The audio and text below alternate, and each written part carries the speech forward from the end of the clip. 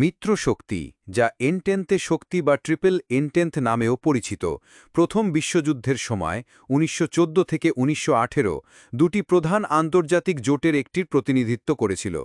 প্রাথমিকভাবে ফ্রান্স, যুক্তরাজ্য এবং রাশিয়া নিয়ে গঠিত, মিত্র শক্তিগুলি সংঘাত জুড়ে বৃদ্ধি পেয়েছিল এবং মার্কিন যুক্তরাষ্ট্র, জাপান, ইতালি এবং আরও অনেক জাতি এবং উপনিবেশকে অন্তর্ভুক্ত করেছিল, যারা জার্মানি, অস্ট্রিয়া হাঙ্গেরি, অটোমান সাম্রাজ্য এবং বুলগেরিয়া দ্বারা পরিচালিত কেন্দ্রীয় শক্তিগুলির বিরোধিতা করেছিল।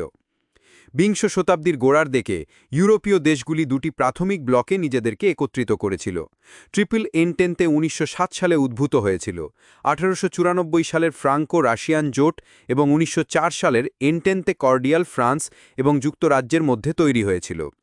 চুক্তিটি ১৯০৭ সালের অ্যাংলো রাশিয়ান কনভেনশনের সাথে সম্প্রসারিত হয়েছিল, জার্মানি এবং তার মিত্রদের ক্রমবর্ধমান সামরিক এবং অর্থনৈতিক শক্তির প্রতিক্রিয়ায় তিনটি শক্তির মধ্যে সহযোগিতামূলক সম্পর্ক স্থাপন করেছিল। ১৮৮২ সালে গঠিত ত্রিপক্ষীয় জোট জার্মানি, অস্ট্রিয়া হাঙ্গেরি এবং ইতালিকে একত্রিত করেছিল। তবে অস্ট্রিয়া হাঙ্গেরির সাথে আঞ্চলিক বিরোধ এবং ১৯১৪ সালের এর প্রাথমিক নিরপেক্ষতার কারণে ইতালির অংশগ্রহণ জটিল হয়ে পড়ে।